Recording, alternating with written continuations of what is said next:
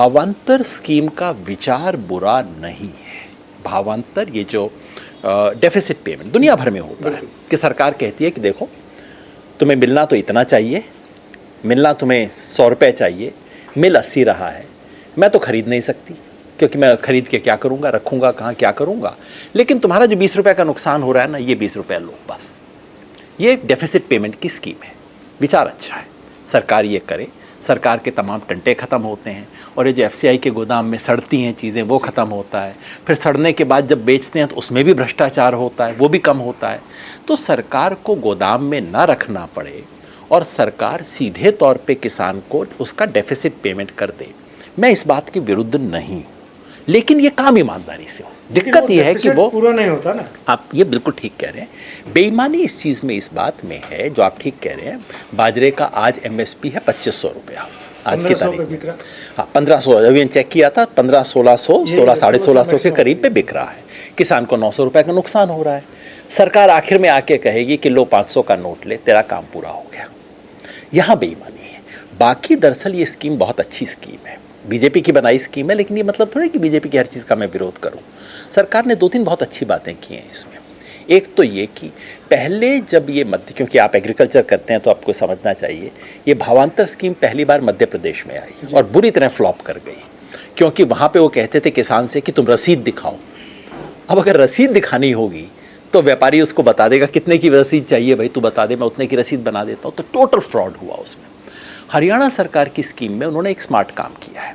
वो कहते हैं मेरे को ना रसीद चाहिए ना कुछ चाहिए, तुम महेंद्रगढ़ ज़िले में हो, अटेली ब्लॉक में हो, अटेली ब्लॉक में 8 क्विंटल हुआ होगा एवरेज, और तुम्हारे पास 4 एकड़ ज़मीन है, 32 तुम्हारी क्विंटल पैदावार है, हुई 35 हो तो फ़र्क नहीं पड़ता, 28 हो तो फ़र्क नहीं पड़ता, ये 32 क्विंटल है, तुम्हारा 500 रुपये का नुकसान हुआ, तो चलो ये रहा तुम्हारा 16,000 का चेक, ख़त्म। इसमें करप्शन कम है, ब्यूरोक्रेसी कम है, सरकार को रखना नहीं पड़ता, वो सब चीज़ें। लेकिन दिक्कत वही है जो आप कह रहे हो कि किसान को नुकसान 900 रुपये का हुआ है, आप 500 रुपये में करके निपटा रहे हो। मेरी अपनी समझ है कि दीर्घकाल में सरकारों को भावांतर स्कीम का इस्तेमाल करना चाहिए।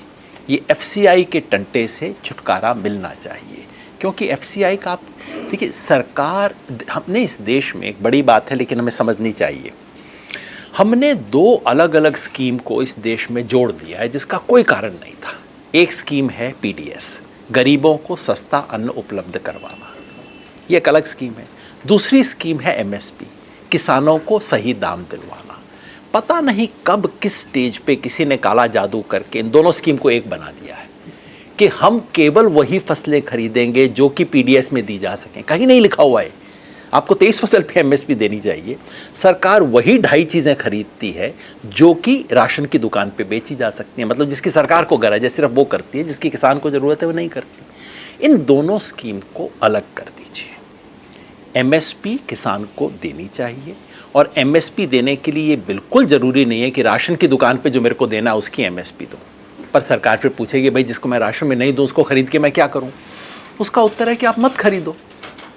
आप एमएसपी देने का तरीका जो है, क्योंकि बहुत महत्वपूर्ण सवाल है और कई में आएगा, आमतौर पे हम सब लोग, किसान नेता भी ये गलती करते हैं कि हम कहते हैं सरकार एमएसपी दे, इसका मतलब है सरकार सब फसलें खरीदे।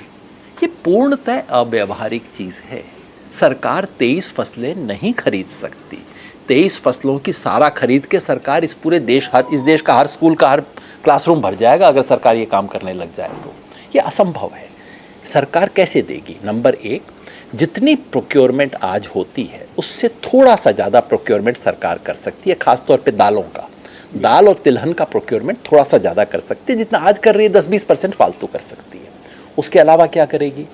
उसके अलावा सरकार को करना चाहिए मार्केट इंटरवेंशन, मतलब जैसे कॉटन में करती है सरकार कपास में, जैसे ही कपास का दाम गिरने लगता है कॉटन कॉरपोरेशन पहुंच जाती है, कहती है कि इतना हम दाम, वो बिल्कुल वो एमएसपी पे बोली शुरू कर देती है। जैसे ही कॉटन कॉरपोरेशन पहुंचती है वहाँ दाम दोबारा उठ जाता है, कॉटन कॉरपोरेशन दोबारा पीछे हट जाती है, फिर दाम गिरने लगता है, तब वो बिल्कुल लिमिटेड मार्केट इंटरवेंशन। सरकार अगर बाजार में केवल 10% फसल खरीद ले, फसल का दाम कभी नीचे नहीं गिरेगा अगर आप सिलेक्टिव केयरफुल इंटरवेंशन करें, जैसे धारा में हुआ था जहाँ उल्टा था, लेकिन वहाँ पे भी ये इंटरवेंशन, सरकार को केवल 10% इंटरवेन करने की ज़रूरत है, खरीदने की ज़रूरत नहीं है। नंबर 3, एक्सपोर्ट इंपोर्ट पॉलिसी को आप इस तरह से बनाएं, जो आज हो रहा है, आज तो बिल्कुल उल्टा काम है कि किसान को जहां इनकम होनी होती है वहां आप बेचारे को पनिश कर देते हो, और जहां उसको नुकसान हो रहा होता है तब आप हाथ पीछे कर लेते हो। उसका उलट होना चाहिए एक्सपोर्ट इंपोर्ट पॉलिसी को। और आखिरी औजार ये होना चाहिए कि ये सब करके भी अगर आपको एमएसपी के बराबर दाम नहीं मिला, मैंने मार्केट भी इंटरवेंशन कर लिया, मैंने एक्सपोर्ट पॉलिसी भी चेंज कर ली, लेकिन तुम्हें मिलने चाहिए थे 2500, मिले तुम्हें 2200, बाकी 300 ये रहे आपके अकाउंट में, ये फाइनल। तो ये जो डेफिसिट पेमेंट बुरी स्कीम नहीं है, भावांतर बदनाम हो गई क्योंकि सरकार ने इतने फुहड़ता से मध्य प्रदेश में लागू किया था।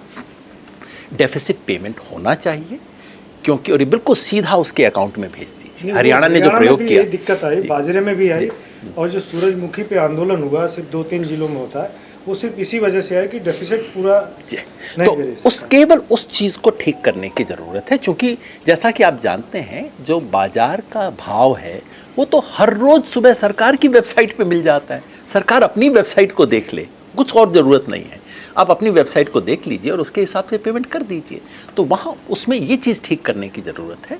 वैसे भावांतर बुरा विचार नहीं है, हमें उस तरफ बढ़ना चाहिए।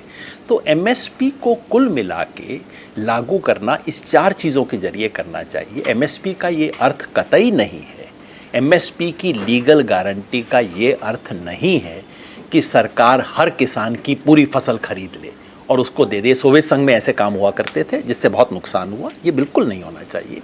लीगल गारंटी का मतलब है कि सरकार 3 तरीकों का इस्तेमाल करेगी और उस 3 से भी बात ना बनी तो चौथी गारंटी टेकन करेगी कि फिर हम आपको इसका भवन, मतलब ये कि किसान की जेब में 2273 रुपए जो कि आज धान के लिए है, किसान की जेब में 2273 पहुंचेगा।